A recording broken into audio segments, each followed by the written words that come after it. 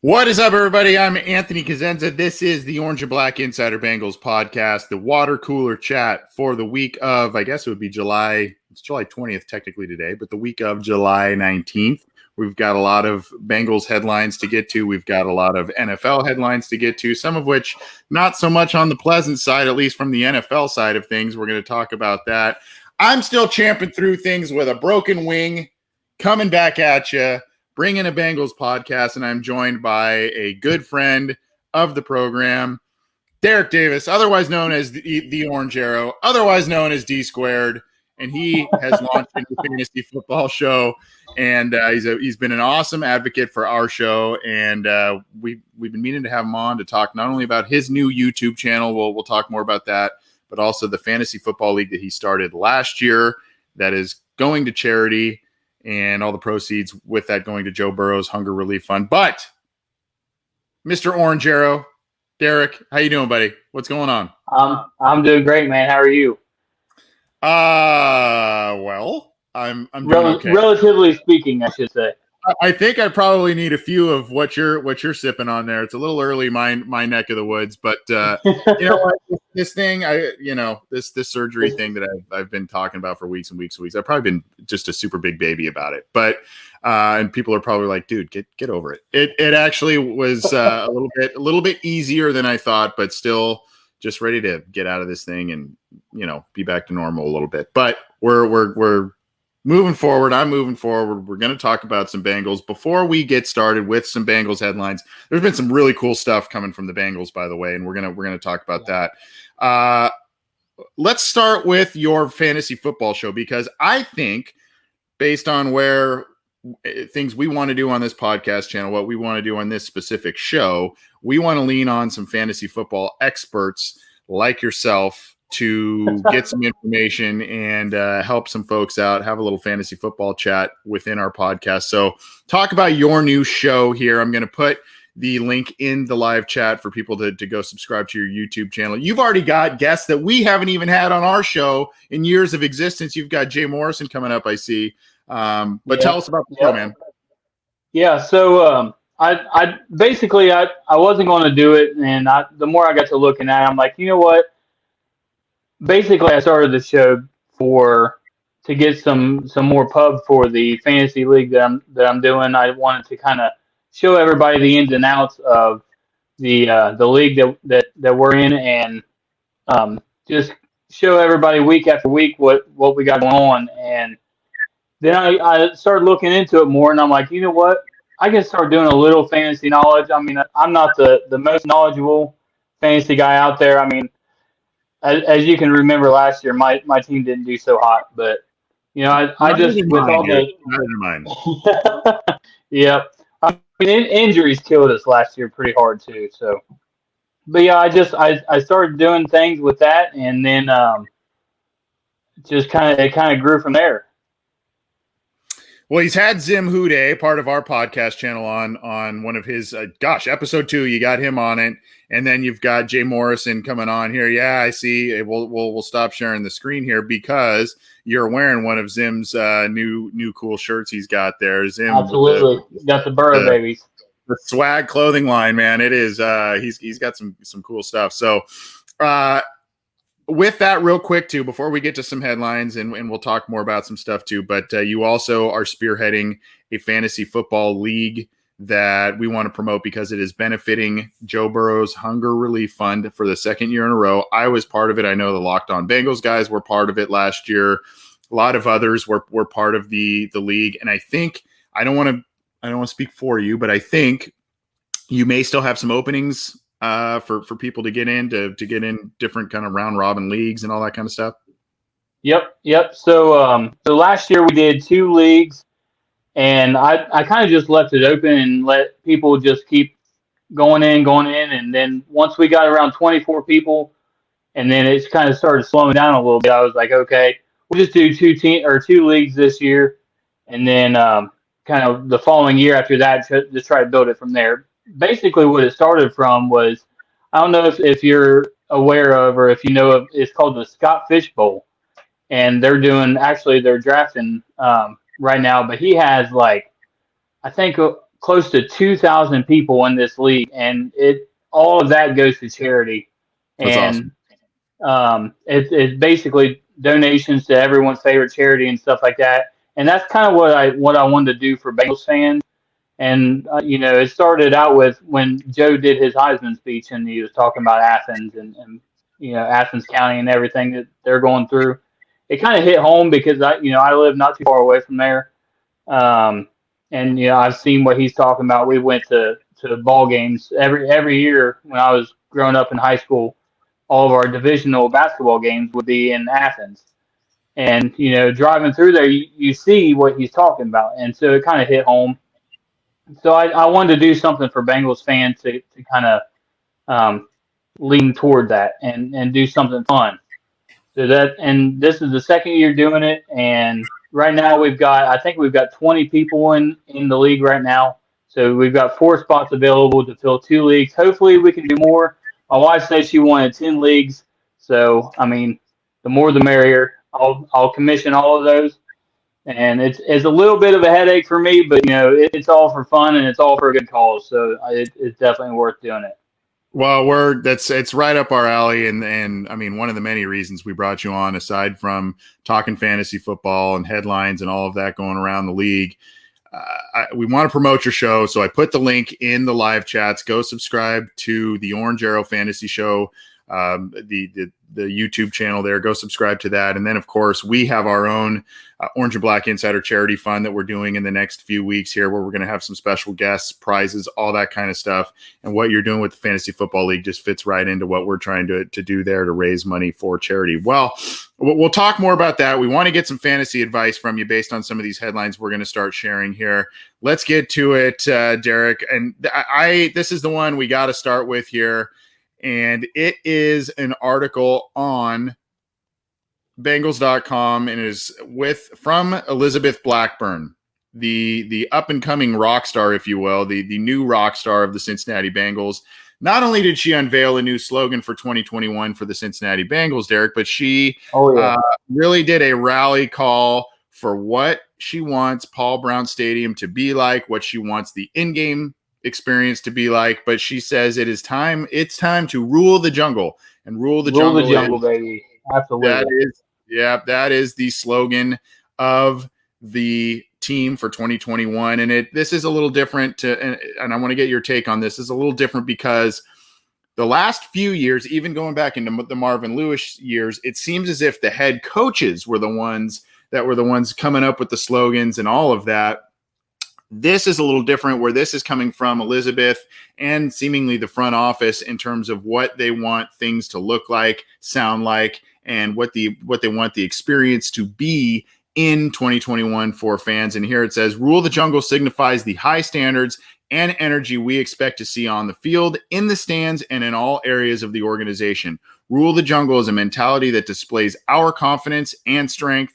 Rule the Jungle is a feeling of exuberance each fan will feel on game day, like a queen or a king sitting on a throne as we celebrate together in a stadium that is back to full capacity. To rule is powerful. Great empires are built by the bold, effective, and revered leaders throughout history envisioned schemes to reach new heights, built impressive infrastructure by mobilizing the masses under a common goal, won battles to assert their dominance. Build, win, rule. This is the path forward." So this is what Elizabeth Blackburn is kind of saying as a rally cry to Bengals fans, Derrick. And this whole thing was pretty impressive to me, not only how it was worded, but it's just like, it's not just, it was like, yes, it's on us, it's on our players, it's on our front office. It's also on you guys to fill the seats, enjoy yourselves, and be heard. Yep, I hear it. And I just want to say, Elizabeth, I know you're watching. If you need an archer, I'm available. I'll be there to protect you. What did you think when you first read this and saw kind of the information here from Elizabeth? Man, you know what? It's very hard for when you're reading something like this kind of thing to get cold chills and to feel, with every word what she's saying. And I definitely did it on this piece. She was definitely kind of making a statement and letting the fans know, we hear you, and we're definitely listening. So I'm really excited. I'm ready. Is it week 1 yet? I mean, I'm ready to go right now.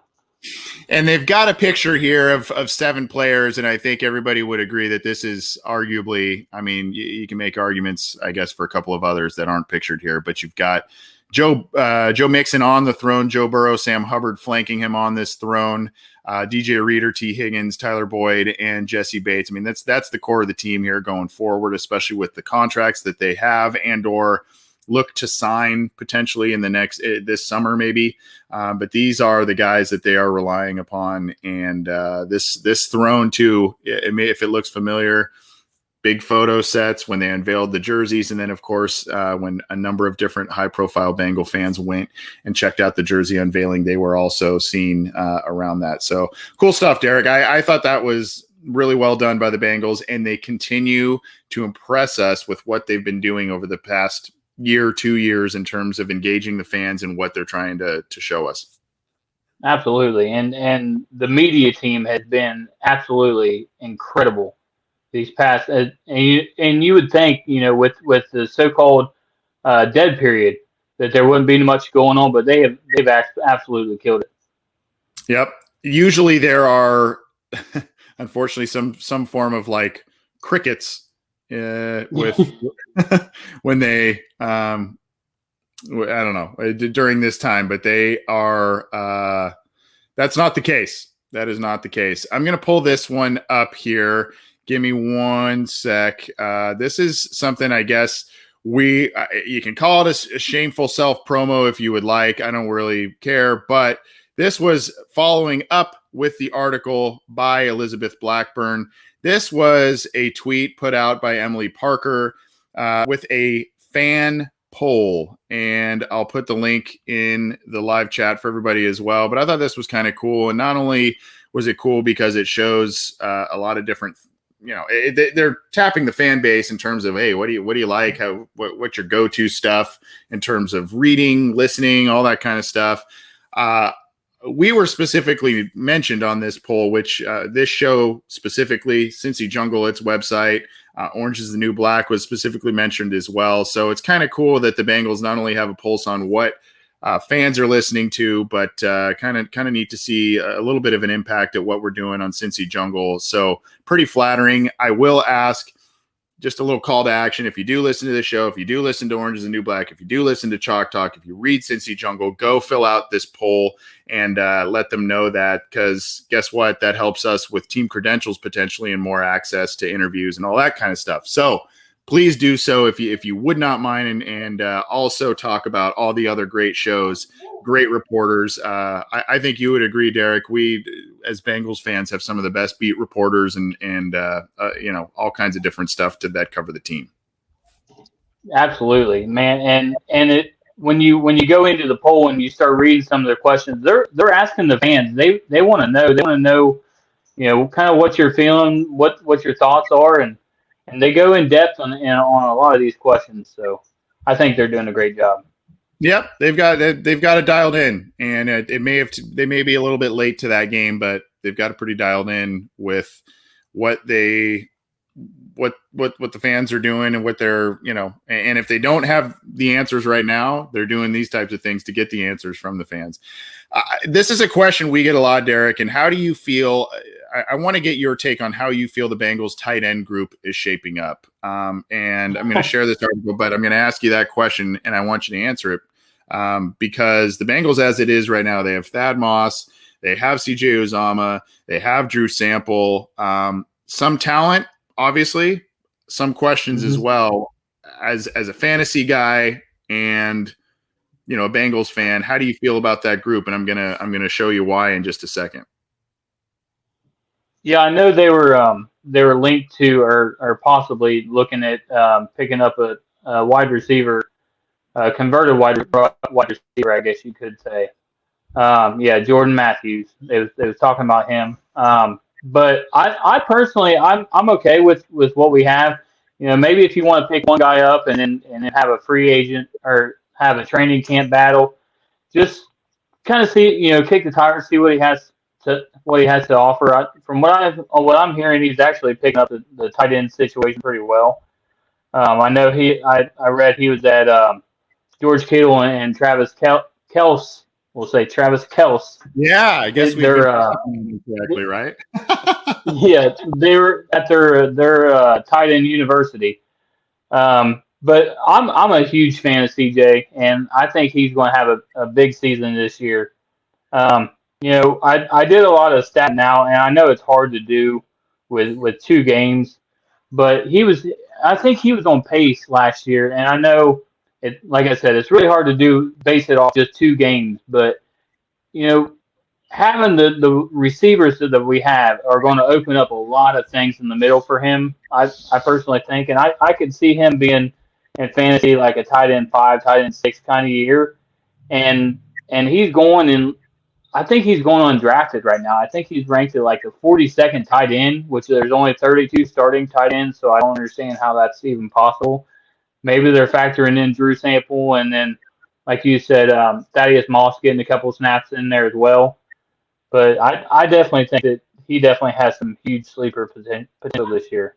Yeah, and another guy who's really, I mean, if you really want to think grand scheme of things, he's kind of overachieved since he joined the Bengals. I mean, he was a late day 3 pick, and he was a guy that didn't even have a tight end position coach at Auburn when he was there, had minimal kind of production, but the Bengals, Marvin Lewis and company at the time, saw a lot of potential in him, athleticism, and said, there's a lot of clay here we can mold into a productive guy. And there's been some flashes of really good film from CJ Uzomah. And unfortunately, it's been injuries. It's been ineffective quarterback play. It's been a couple of other things a little bit out of his control that have contributed to him not putting up maybe the numbers that we would like to see. But this is a big year for him. I do think that he will have a solid stat line for the reasons that you just mentioned. But I want to get to this. This is an article on Cincy Jungle. You teased it. My co-host John Sheeran wrote this up here. Jordan Matthews was a former wide receiver for the 49ers and the Philadelphia Eagles. He's got 22 career touchdown receptions. He was a second-round pick by the Eagles back in 2014, but he's still under the age of 30. He has bulked up. I think it was about 22 pounds or 20-plus pounds. But James Rapine of allbengals.com and the entire crew over at All Bengals, who do a great job covering the team, they report that the Bengals were present at Matthews' recent workout. I think it was in San Diego, San Diego by Hub Football. So he's out there, and he's now working out as a tight end because of the added weight. Apparently he looked pretty good. And he was one of 5 tight ends to participate in the camp. So at any rate, the Bengals seem to be interested. Maybe it's a route they take. At least they kind of keep the pulse on things. If there's an injury, God forbid, in training camp and preseason, if there appears to be a lack of depth behind Uzomah and Sample, and they just want to kind of kick the tires on a guy, maybe this is someone that they look at. But you can see here, recorded 275 catches, 3,288 yards and 22 touchdowns rather in 75 games in 6 NFL seasons. So, I mean, it's not huge numbers, but there's some experience there. It's just not necessarily as a tight end.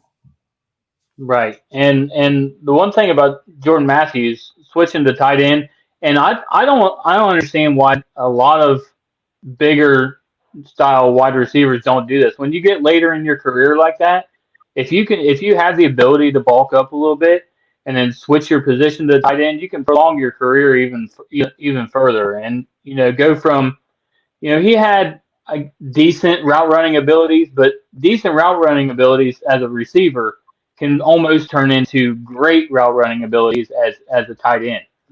So I definitely can see him getting picked up by somebody.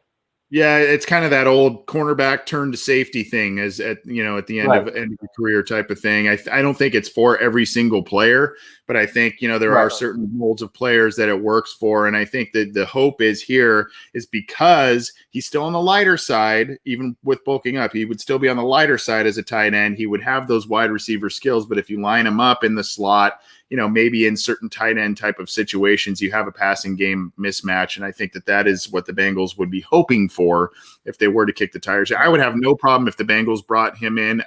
only caveat being if they let go of somebody that I would not like to see be let go to make room for him. But I would have no problem to have him come in during training camp and try and make something happen here for himself. And if it's another body and make a flyer for him, if it works out, then it's all good there. Let's keep rolling here. This is from our friends Daddio and Hoji and their podcast that they do. It's a great show. They relayed the information. This is kind of something that's been floating out there, I think, on social media, but T. Higgins has been training with Jalen Ramsey this offseason. I think it was on maybe T. Higgins' social media, but so T. Higgins, who has already been bulking up, looks vastly improved off of an already great rookie season. He's now working out with the best of the best in terms of defensive backs this offseason with Jalen Ramsey. So what do you think of this one, Derek? I think Higgins is in for a huge season personally. I'm kind of all in on 85. I am too. I know it's you see all the Bengals stuff behind me. It's hard to not to be biased on it, but yeah, I definitely can see him having a huge season this year.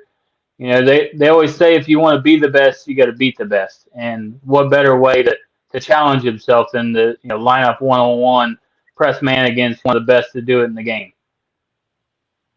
Here is the picture. T. Higgins, I don't know if he looks gassed at the moment or not, or if he is just kind of I don't know, leaning over while the picture looks like he's zoned in. Yeah, maybe that's it. Let's call it that. Zoned in. But there he is, Ramsey there, and they getting a workout in. So pretty cool stuff. You like to see that he is working out with the best. I hope there's not any kind of scuffle or anything like there was with AJ Green and him, but that's an interesting set of circumstances there with T. Higgins working out with Jalen Ramsey. Let's keep rolling here. This is another one from CincyJungle.com. I'm sorry, no, this one's from All Bengals. Again, James Rapine. Speaking of Bengals receivers, I said I'm all in on T. Higgins, but here is a little something from Jamar Chase. He plans to use a touchdown celebration that Chad Ochocinco never got to do. Do you know what this one was? Yeah, do you know? I remember hearing Chad talk about it. I can't remember exactly what it was, but I do remember seeing him talking. He was talking with somebody on it, and he said, unfortunately, he didn't get to use it that game, but. Well, unfortunately, this site at the moment is not working with me. It's the first time we've had this happen. So let's we'll see if we can get that one back up and running here to share it with you. But unfortunately, that's not run. But Jamar Chase is going to do a touchdown celebration. We'll come back to that one and see. Oh, here it is right here. It's the easy button from the Staples. Yes, that's it. Yep, I think Brian in Iowa had it right there.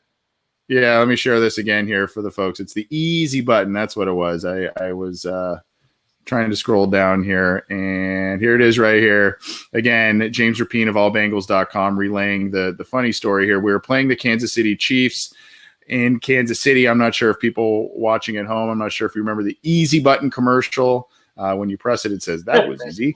I think everyone in corporate America had one at their desk. I put one under the north and south end zones, and I was hoping to score that game. So that might have been more relevant back then, but it'll still be funny today. Yeah, so it sounds like Chase is going to try, whether it's that or something similar to it or whatever, or using props, something like that. He's gonna try and channel a little 85 with some touchdown celebrations. This was a guy that I don't know how hot you were on him when the Bengals drafted him this year, but this is from Bengals Wire. Chris Rolling over at Bengals Wire. He does great work for USA Today covering the team as well. But there is an advanced metric or advanced stat shows why the Bengals loved Jackson Carman. Now, Derek, with all the guys that were on the board and then the Bengals moved back, they collected that pick. But in doing so, they miss out on Aaliyah Meikenberg. They miss out on a slew of other offensive linemen. What was kind of your immediate reaction when the Bengals drafted Jackson Carman in the second round and kind of moved back and I guess strategically did that because this was the guy they wanted and felt that they could move back, get a pick, and still get him? Yeah, I heard some things that they were targeting him, and then when they were sitting there in the second round with the fifth pick, or was fifth or sixth, I think they ended up flip flopping with the sixth pick in the second round. I think is what it ended up being. But when they were sitting there, and I heard that they were interested in him, I was thinking, man, looking at all the guys on the board, I was like, I don't really know if that would be the pick, but when they traded back, that I was like, that's awesome. To accrue more picks like that and still be able to get your guy, I'm all for it. And now that he's a Cincinnati native, I love that. So I was all for it when they traded back. So here's the deal. It's from CBS Sports' Chris Trapasso, this advanced stat.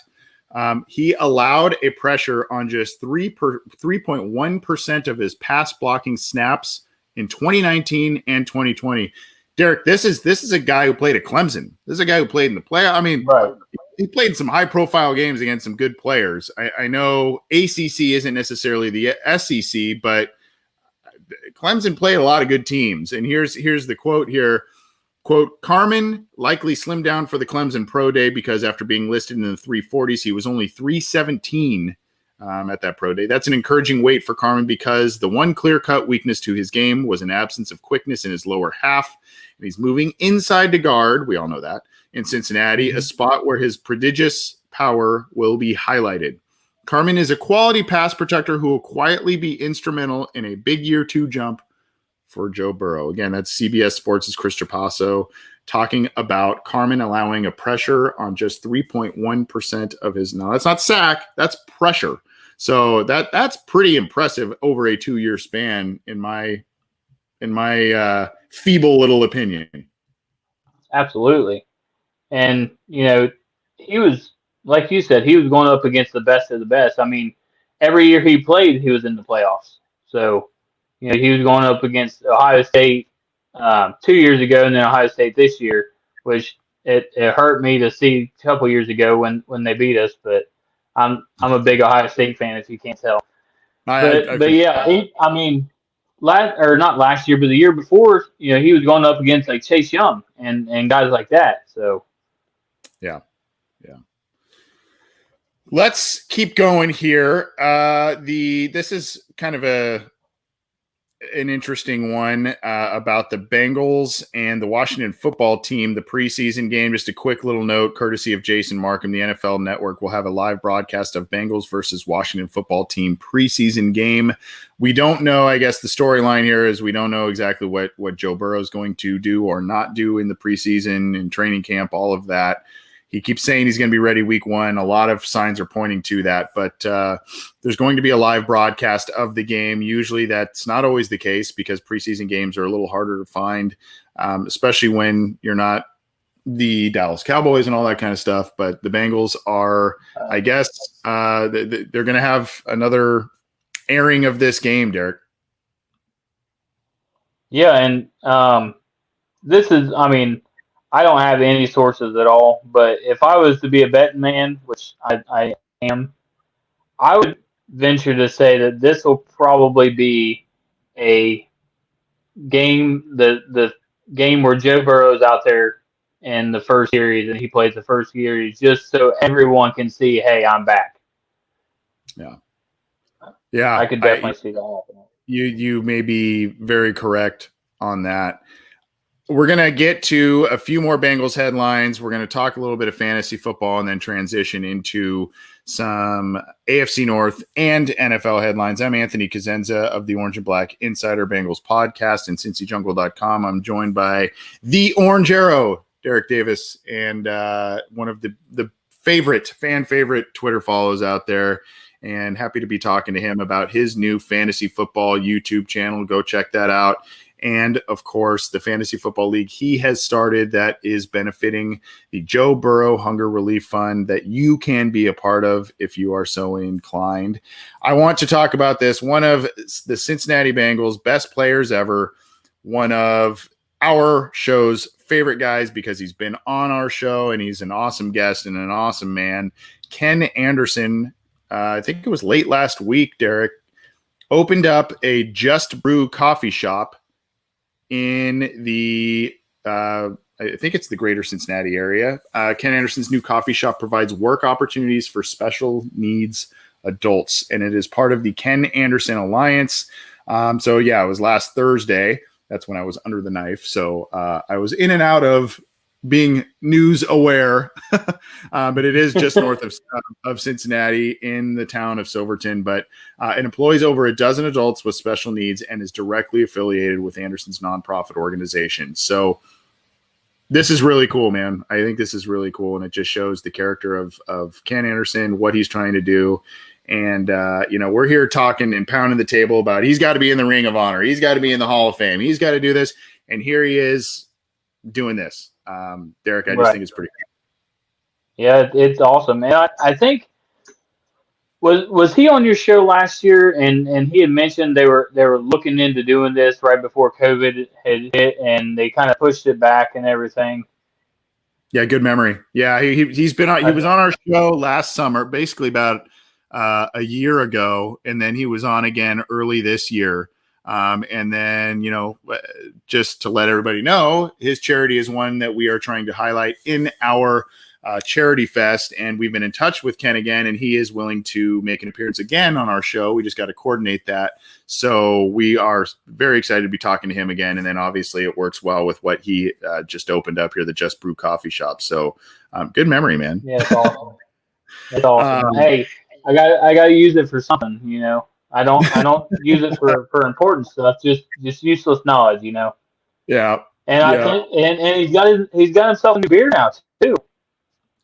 Yeah, there's was it the Lots? What's the Lots beer 16 company? Lots. Yep. 16 Lots. Yes, they got a 10 number.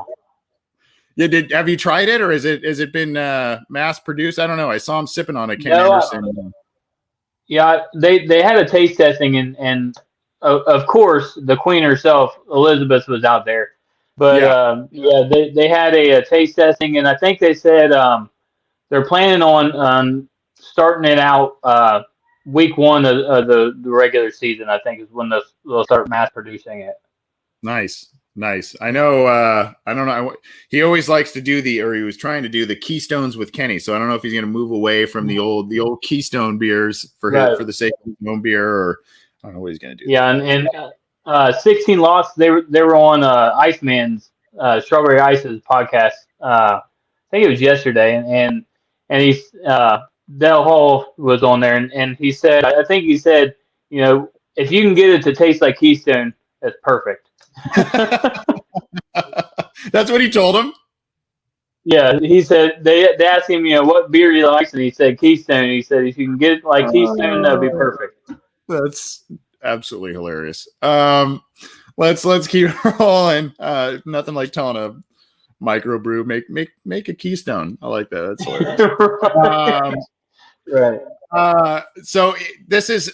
He's a little late to the party, but ESPN's Dan Orlovsky has high expectations for Tyler Boyd, and he will show the tweet here. It's basically something I think he's going to be, well known as one of the league's elite slot receivers. You think he has a chance to be every bit as good as Godwin, who's fantastic. Got news for you, Mr. Orlovsky. Tyler Boyd's been a pretty good slot receiver for the past few years. Unfortunately, he just got overlooked. You mentioned a guy who just won a Super Bowl in Chris Godwin, but at least better late than never, right, Derek? Right. And I'd like to get this is we can kind of transition some of these into a little bit of fantasy talk too.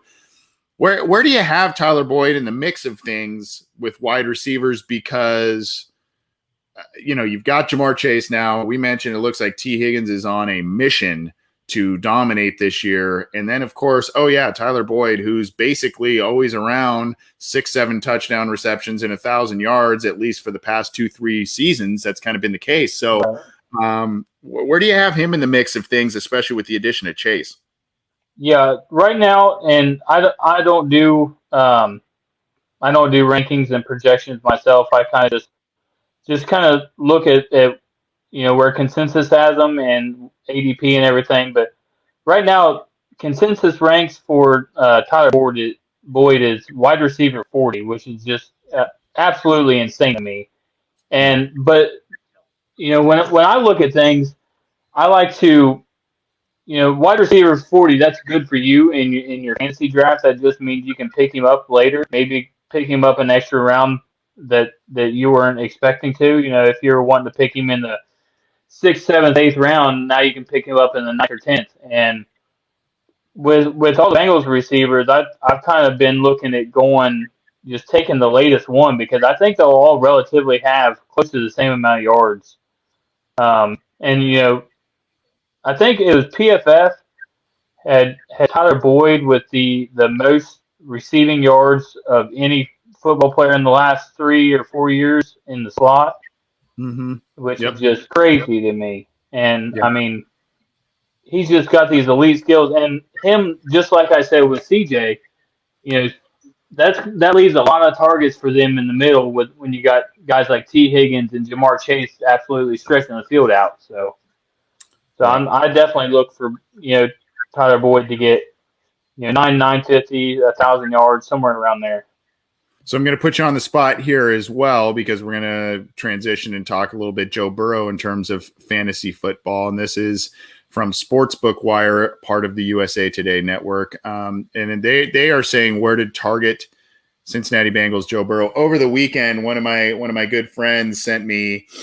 He knows I am very passionate about the Bengals, but he also loves to give me a little jab here and there when the Bengals aren't very good. But he did send me he had a big fantasy football draft with this group of guys that get together in person and do it. And he drafted not only Joe Burrow, but Tyler Boyd. And he sent me a video of him sticking the Joe Burrow thing on there, basically saying, Anthony, be proud of me because I drafted Bengals guys for you. But where are you having Joe Burrow? Where are you having Joe Burrow drafted at least right now?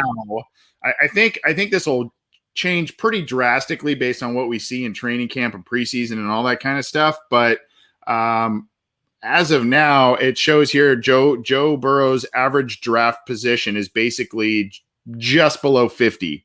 Where do you have that without looking too much through the Bengals glasses there? Where do you have that in terms of I don't know, realism and or value? Yeah, he's going as like the QB 13 overall, which there's in my eyes there's several quarterbacks that are going above him that I'm just not so sold on. One of those is the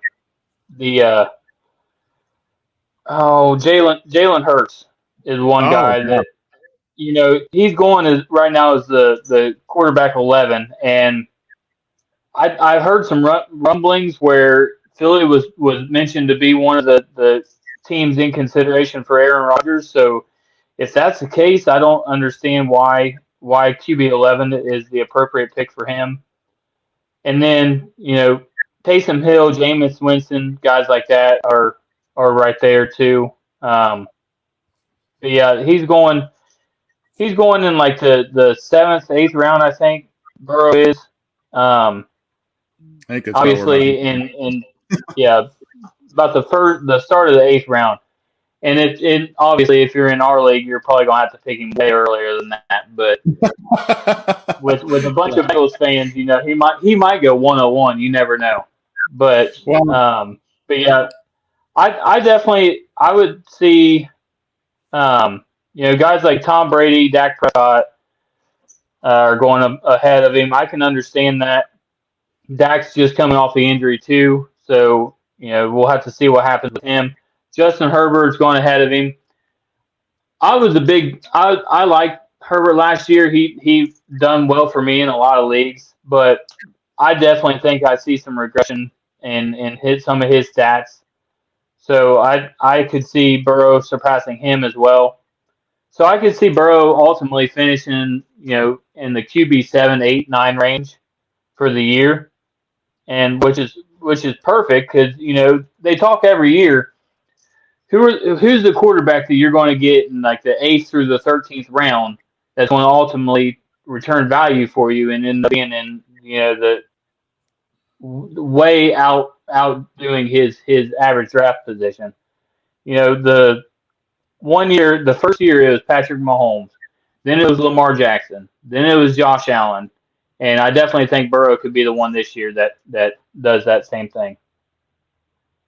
You could be right about that. And here's the other thing that I think a lot of people now, I know the injury puts a little bit of a question mark on not only just in general what things will look like for him in 2021, but this specific area that I'm going to mention.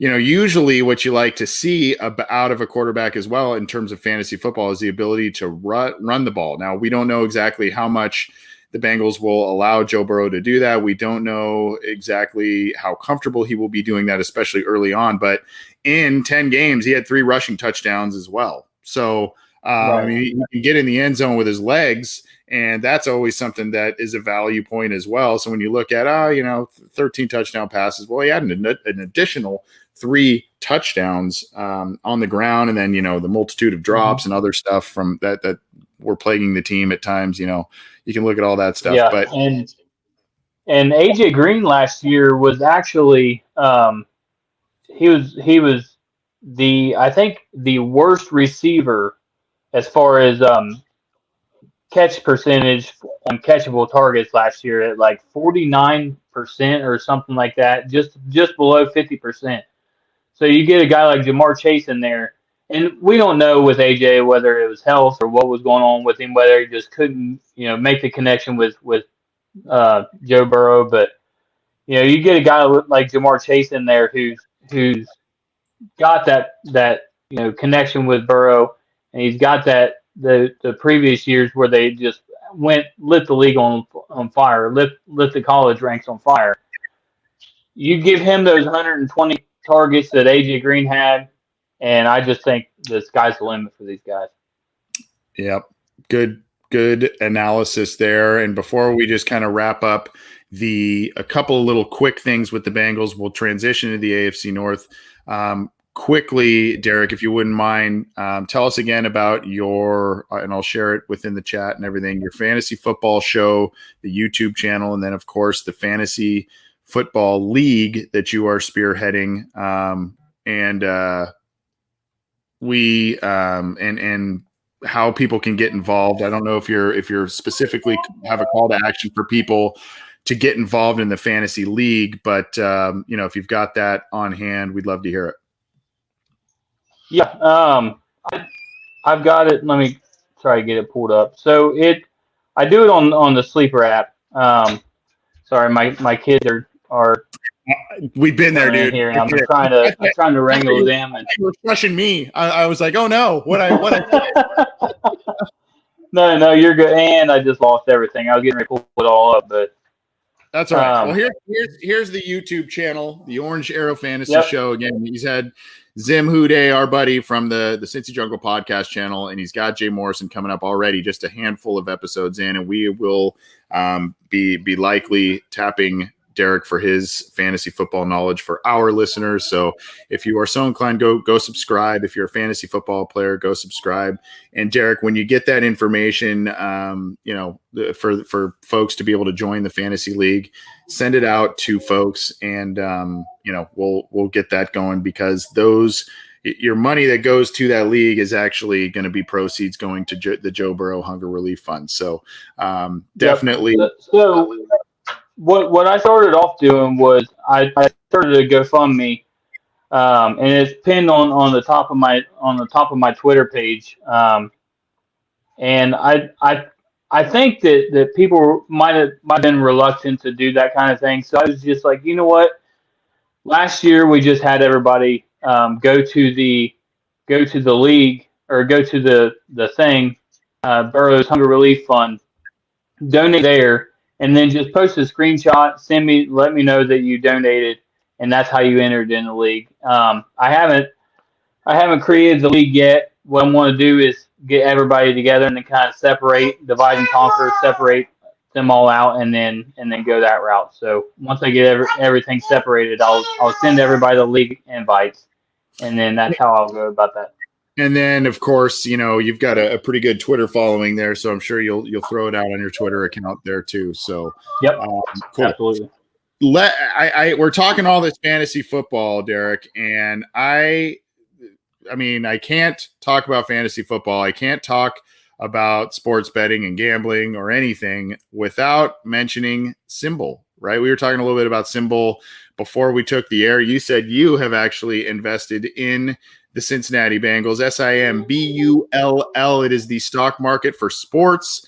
Really cool aspect. If you are a fantasy football player, if you are a sports bettor, if you play the actual stock market, you got to have Symbol in your repertoire here. And if you go on to symbol.app/OBI, you can get a $10 deposit bonus by doing that, where you can use that money that they put in your pocket to invest in the Cincinnati Bengals. You can invest in the Cincinnati Reds if you're a Reds fan. I know that's a little bit of a sensitive subject right now based on some of the things and how they've been playing of late.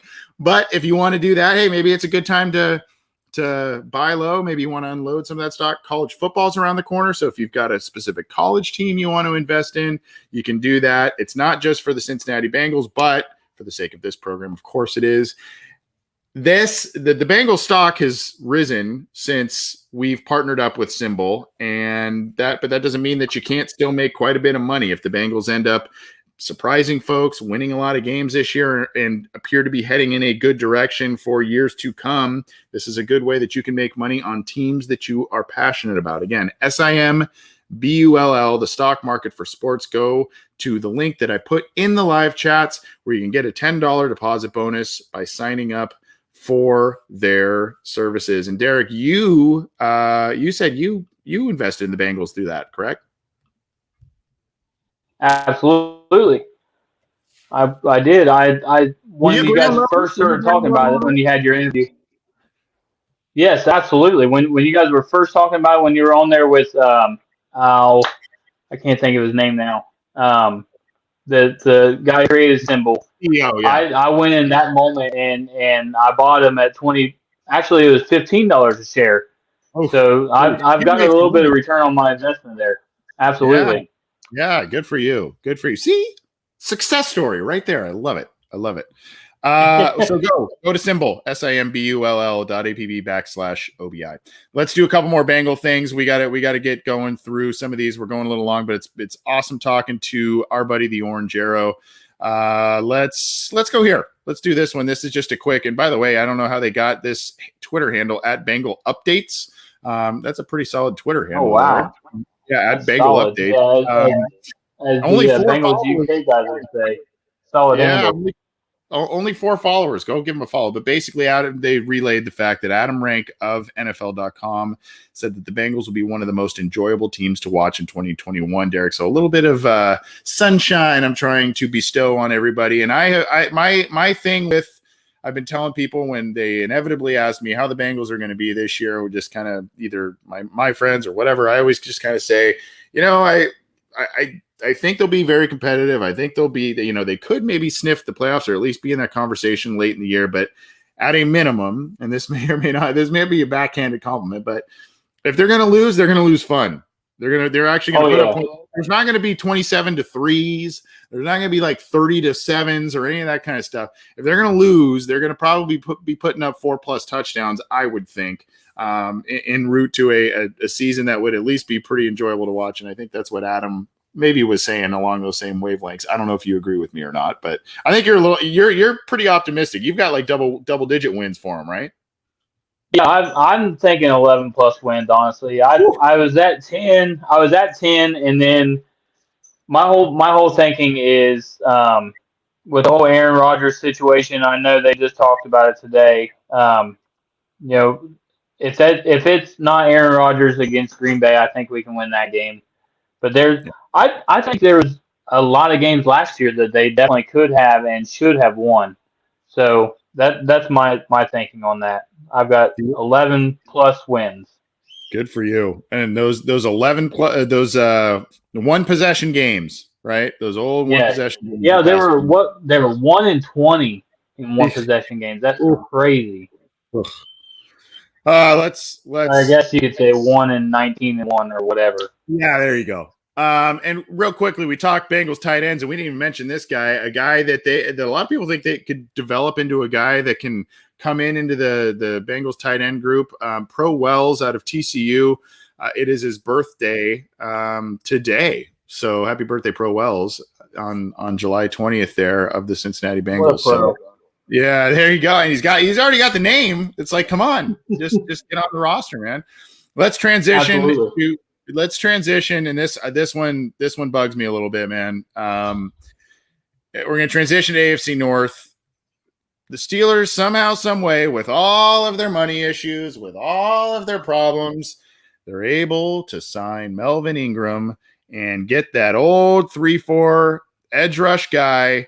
And Melvin Ingram has given the Bengals headaches over the years, particularly if you go back to that playoff game that the Bengals lost to the old San Diego Chargers. Melvin Ingram had a big game that day, but oh boy, he's now a Steeler, Derek. Yeah, and the rich get richer, they say. And that's if they're going to win games, I guess they're going to win them 9-6. I mean, yeah, on the other side of things, right? Right. Yeah. Here's the other moves. They sign Melvin Ingram, who is still listed as a linebacker. So the Bengals will need to figure out something there to be able to negate that pass rush that he will bring. They signed Chaz Green to a 1-year contract, an offensive lineman. They released Jaron Jones and linebacker Calvin Bundage. So those are the moves that the Steelers made as of today, July 20th, if you're not listening on July 20th. But those are the moves that they made there. So the Pittsburgh Steelers making a couple of small moves, but one big one in Melvin Ingram. Kind of a little bit of a surprise that he was hanging out there that long, at least to me. Yeah, and from what I'm hearing, I think he's going to be in more of a rotational role. They've got that guy that they're really a big fan of that they drafted last year, and his name's escaping me. But they like him a lot. Are you talking about Highsmith? Yes, Highsmith. Yeah, that's who it is. Yeah, you had him on the show. We had him on the show last year. It was kind of fun. But oh, really?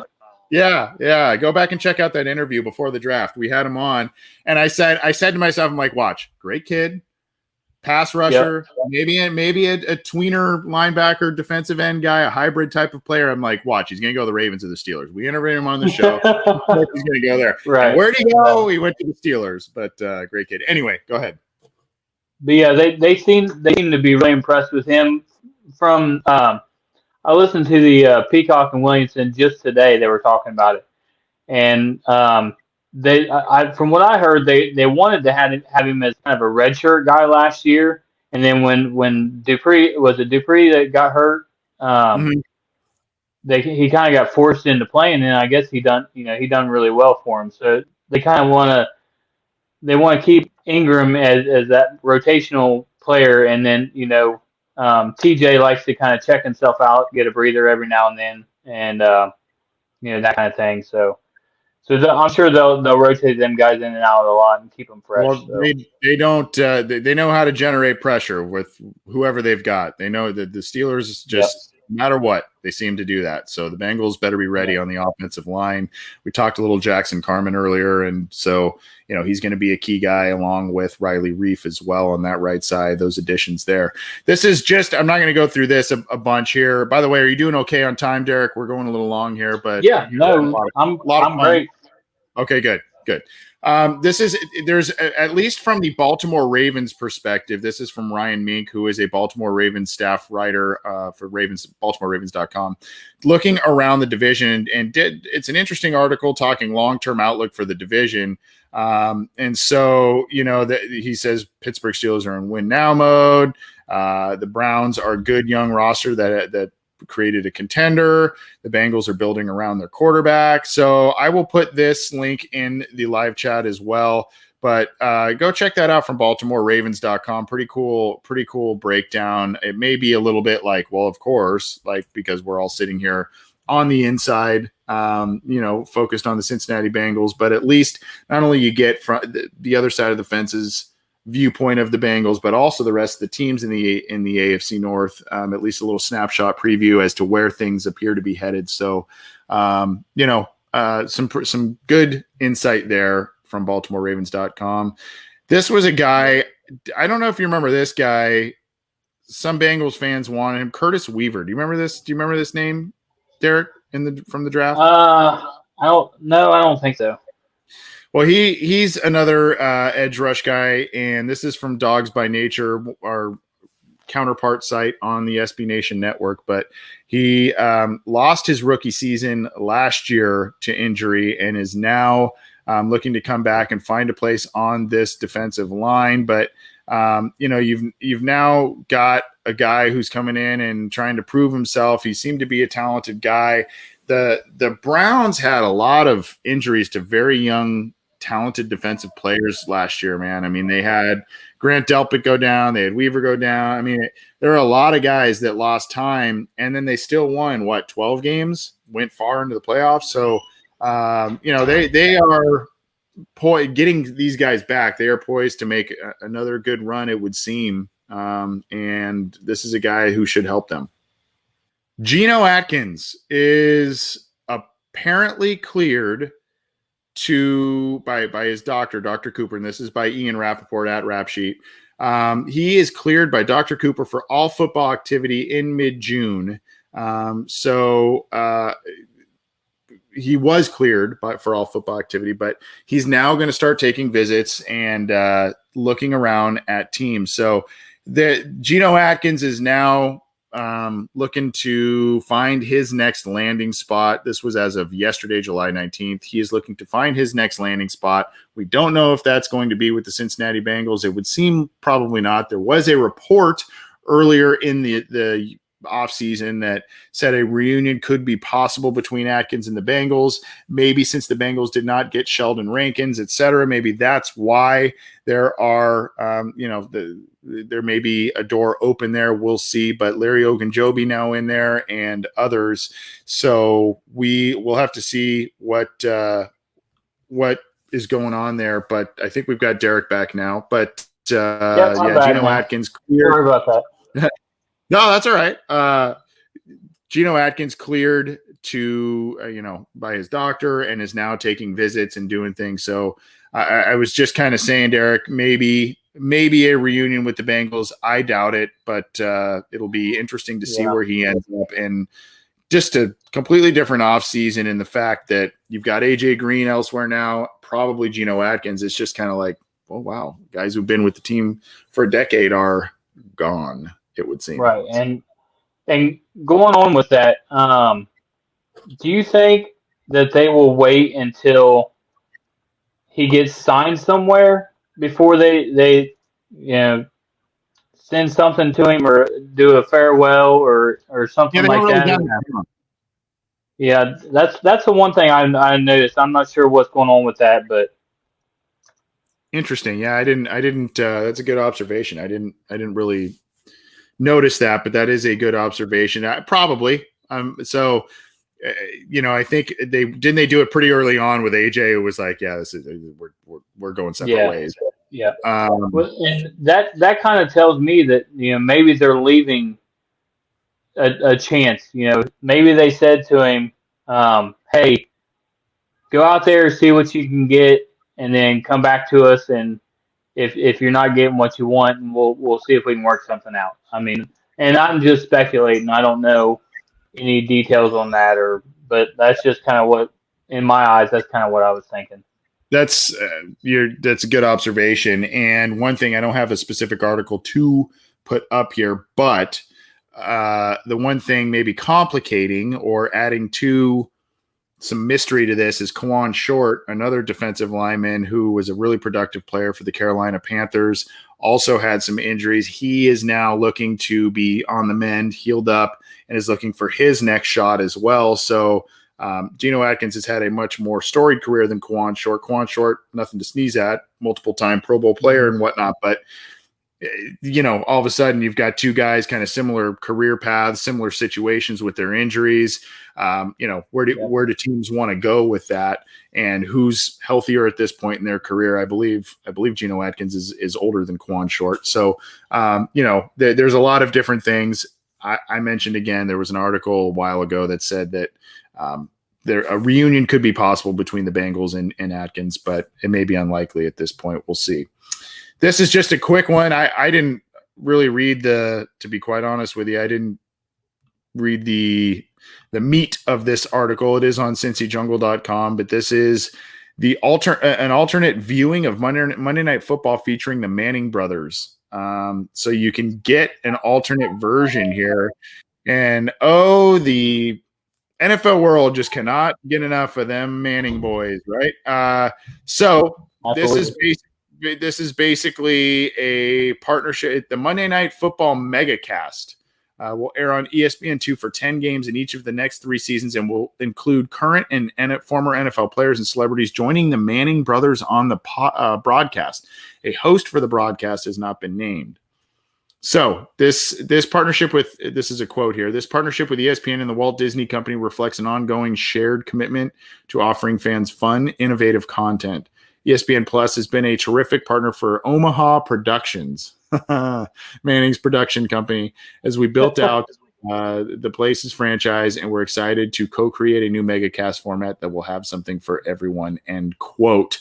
So that's, I guess I'm a little surprised reading that, because I didn't really catch the meat of that article when I saw it. I more found it to be interesting and wanted to relay that, but it would seem that there is an alternative for fans to be able to, if you really like the Manning brothers, which I do. I mean, they're entertaining. It'd probably be kind of cool hearing two brothers, kind of absolutely go back and forth a little bit, especially those two brothers both won Super Bowls and had essentially Hall of Fame careers, depending on how you feel about Eli Manning. But it kind of would be interesting, and then see who they bring in. I don't know if it's going to be more of a lighthearted comedy thing. I might watch it. I don't know about you. Hey, I watched the Nickelodeon stream last year, so I'll definitely tune into this one. Well, here we go. And this is where you can really let us in on some insight here. You and I shared some direct messages about this earlier today. Some big NFL news. The Rams running back Cam Akers suffers a torn Achilles in some workouts. He is going to miss the 2021 season. This is from Nick Shook of NFL.com relaying this, but it's on many, many other platforms, and you can find that. Here's the link. I'll put that in the live chat from NFL.com. But this has huge ramifications, especially for those who may have already done their fantasy football drafts at this point. I would not personally like to draft this early, but that's just me. But at any rate, Derek, options for folks, either if they've already drafted Cam Akers. I just randomly thought of Adrian Peterson. You had some more intelligent names, I think, than maybe I did there, given the age of Adrian Peterson. But I don't know about that. And right off the cuff, I'm like, you know what, Todd Gurley, bring him back in, and get the ball rolling again. And I was thinking, guys like that, maybe even James Robinson, if they're looking to trade for somebody. But from what I was hearing, they seem to be okay with rolling with Darrell Henderson for now. So, and we'll see kind of what happens. And there's actually a pretty good article. I don't know if you're aware of Fantasy Pros. They've got a pretty good article on it. FantasyPros.com. One of the first articles they have is talking about the injuries there. I don't know if you can find that and pull it up, but they're talking about his impact and everything. It opens the door for Darrell Henderson. So last year, I think I sent you a screenshot. They had relatively the same numbers in a certain amount of games. He was doing a lot of the same thing. 4.3 a carry, I think, is what he ended up being. So they're okay with rolling with him. So maybe they'll just stick with him. But, and like you said, on here they're even talking about guys like you said, Adrian Peterson, maybe a Le'Veon Bell, guys like that. So, I mean, we'll see what happens. I'm pulling up the information. Let me pull this up here. You're pulling up the information you sent me via a tweet, and it is from let's see here. I think it's right here. Yeah, Michael F. Florio. I don't know if that's related to Michael. If he's related to Michael Florio of no relation. Yeah, no relation. Okay, Don't hold it against him. Okay, that's yeah.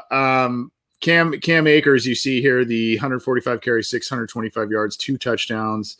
You can see all of that, and then Darrell Henderson, a yard difference on a few less carries, more touchdowns, more runs of 10 plus yards, and then you see the numbers there. So yeah, I mean they may go Henderson and just try and work on that offensive line to make things work, right? Mm-hmm.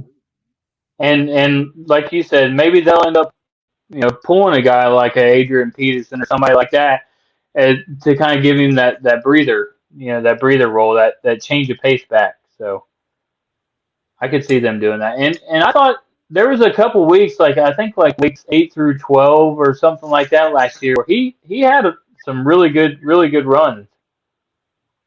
Yeah. Well, let's keep cruising and get on out of here in just a minute. We're going a little long, but it's been fun talking to our buddy, the Orange Arrow, Derrick. This is just a short one, kind of a scary situation. Jets assistant coach Greg Knapp is in critical condition after a bike accident. So prayers up to him. That is not a good situation. I don't really have a ton of details. It is on NFL.com. Kevin Patra is the writer who relayed that, but yikes, that is not a good situation. Hopefully he heals up and gets back to coaching, but more importantly, heals up and gets healthy. That's not a good situation. Yep. The CBS Sports this time of year, it's kind of one of my favorite sites because they like to do these little wild, predictions or lists or all kinds of different things. This isn't so wild necessarily, but this is kind of trying to find some different things to chat about a little bit here. And you can see here, this is basically, it talks about NFL training camps 2021, but essentially this article, and I'll put the link in the chats here. Essentially this article is which AFC rookies could drafted after day one.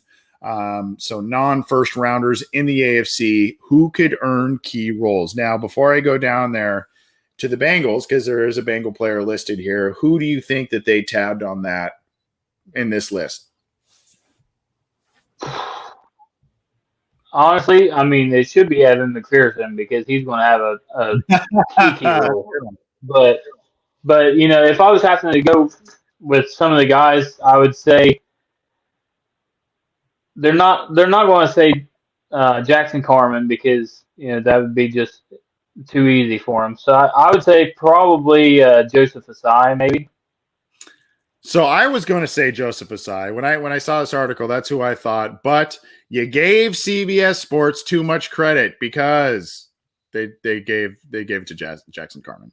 And again, the 3.1% of pass blocking snaps, and this is a little bit of what we talked about earlier on the Bengals wire. But they have Jackson Carman as the guy who is going to carve out a big role. I was actually going to go Joseph Asai on that one too. So at any rate, that is who they have on their surprise non-day one AFC rookie for the Bengals to have a big role. Let's go a couple more here. This is from the Raiders. It should be Evan McPherson, no more cats. So. That's a good one too. Yeah. Just real quickly, this was something that surprised a lot of folks in the NFL sphere. This is from Pro Football Talk. It is the Raiders president unexpectedly resigns from the organization. That's Mark Bedane. I hope I'm saying that correctly. But here's kind of the quote here. Basically, he randomly resigned, and Mark Davis, the team owner, kind of announced it in kind of a terse public statement that he's gone. Essentially, the quote here says the successful, and this is Bedane addressed the move in a text message to Paul Gutierrez of ESPN.com. Quote, the successful construction and operation of Allegiant Stadium, which, by the way, looks awesome. I was in Vegas a couple of weeks ago and had a view of that stadium. Looks awesome. Has been unequivocally the most challenging part of my 30 years within the organization. Seeing it through to the end has been rewarding beyond measure. Together, the Raiders and Las Vegas accomplished what seemed impossible. I'm forever grateful to Mark Davis for his unwavering support and friendship. I wish him and the Raider family all the best. I will always feel a part of the team because everyone knows once a Raider, always a Raider. But I don't know. I mean, I don't know how big of an impact this will have on-field play, but I guess it means a little something that the team president steps down right before the season and the Bengals play the Raiders later this season. So I thought at least there was a little bit of relevance there. And you're going to that game, am I right? Yes. I'm going to do what I can to get to that game. So I don't know if there are other Bengals fans that I say yes. And every time I look at the ticket prices, I go, oh my gosh. Right. You have to take a loan out or something. Yeah. I was looking at them this weekend because I'm like, of course, being down about this, injury and stuff. I'm like, I got a plan for awesome things going forward. And right. I'm like, thinking about that game and I'm going, oh man, I'm looking at the prices and going, oh, but I'm going to get there. I'm planning to get there one way or the other. I'm also planning to get to a Cincinnati game in Cincinnati, if not more than one this year, but hopefully we can all meet up and hang out. But anyway, kind of interesting. Okay. I'll buy you one back too. Look, it's just a weird story. I mean, your team president just up and says I can't do this right before the season. You would think maybe after if he was really spent from this thing, maybe right before the season. But the Raiders, that team is on the verge of either doing something great because they're a few years into the John Gruden experiment 2.0 or a complete implosion. And I think, just personally speaking, I think it might be closer to the latter than the former. Yeah, and that's the crazy thing with the Raiders too is John Gruden, the football coach, I think he does an awesome job. I did put the link to your fantasy football YouTube channel in the chat once again.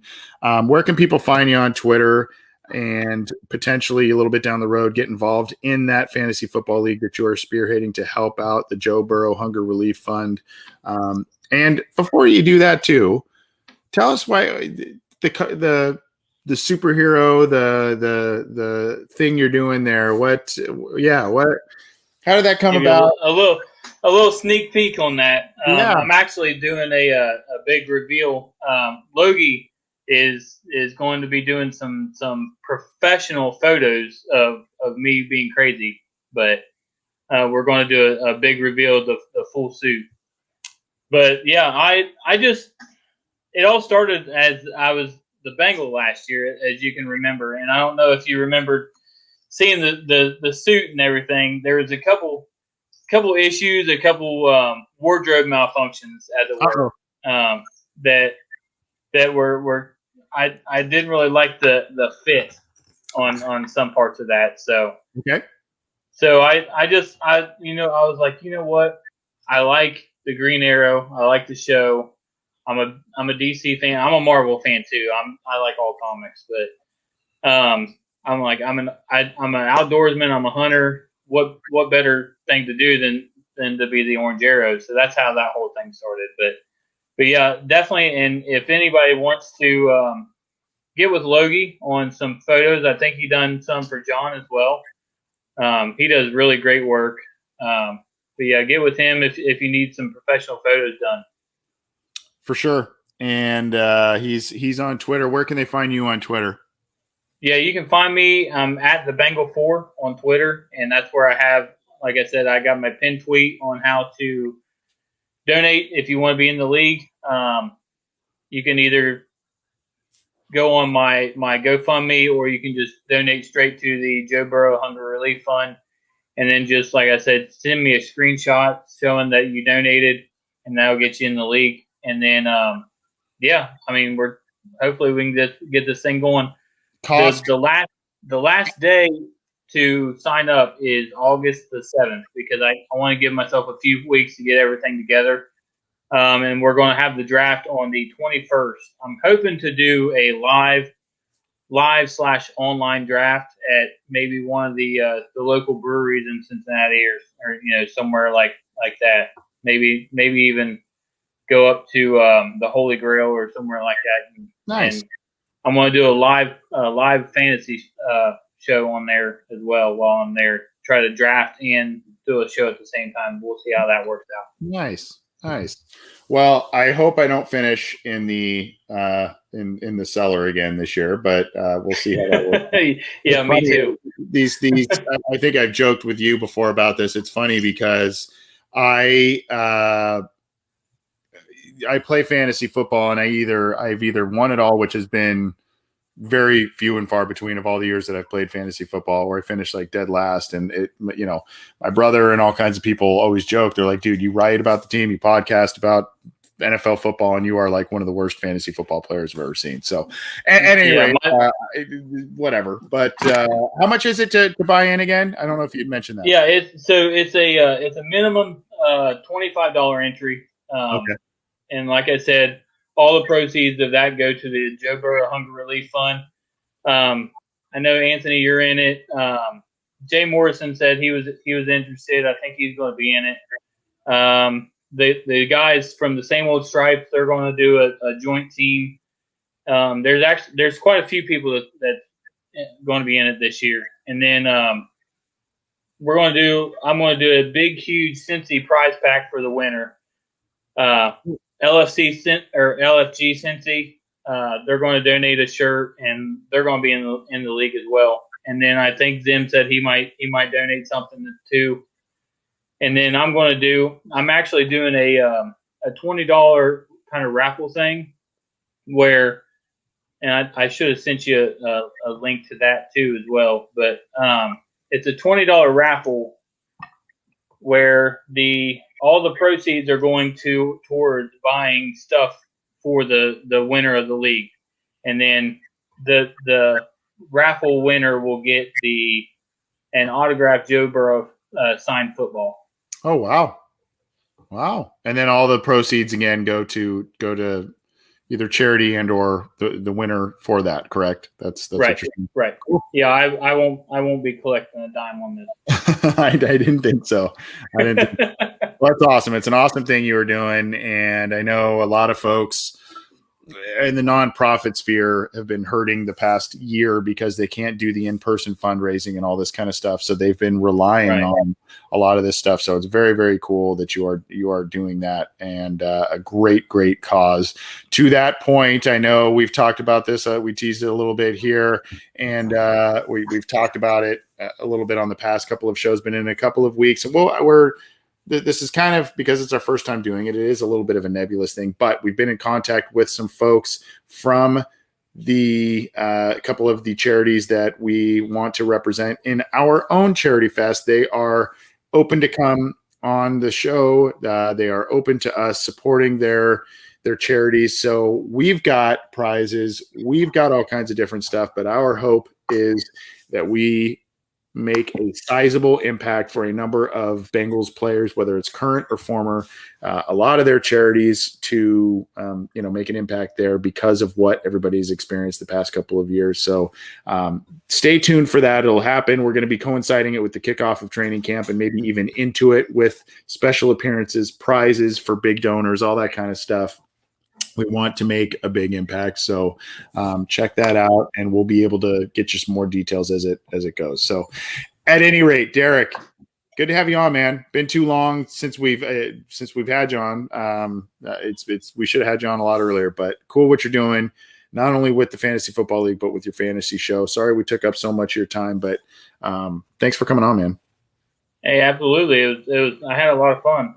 And there's a comment on here talking about the, I think it's, I don't know how you would say that. Rowdy every lap said he's picking Burrow, Mixon, Higgins, and Chase will be his first 4 picks in his fantasy football league. That's awesome. Wow. And I've got a bold take on Mixon. I think he definitely have a chance to get 1,000 and 1,000 this year. 1,000. You think 2,000 yards from scrimmage? Yeah, I think he could get 1,000 receiving, 1,000 rushing this year. I did a lot of research on it and picked a lot of things up to give me that. And I think Burrow will go for 5 this year. So if Burrow's going for 5, then that could definitely happen. That could happen. Well, you got to tune into his fantasy show to see why he believes that about Joe Mixon. Got the formula, the data, all that good stuff. Derrick, thanks for coming on, man. Thanks everybody for tuning in live, or if you're listening to the show after the fact, thank you so much for that.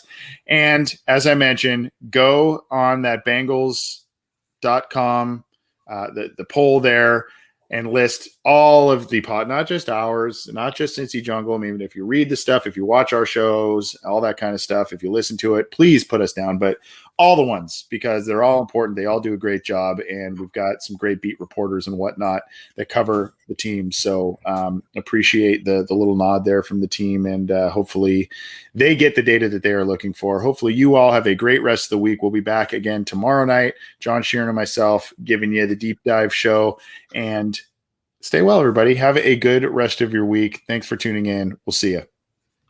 Who dey?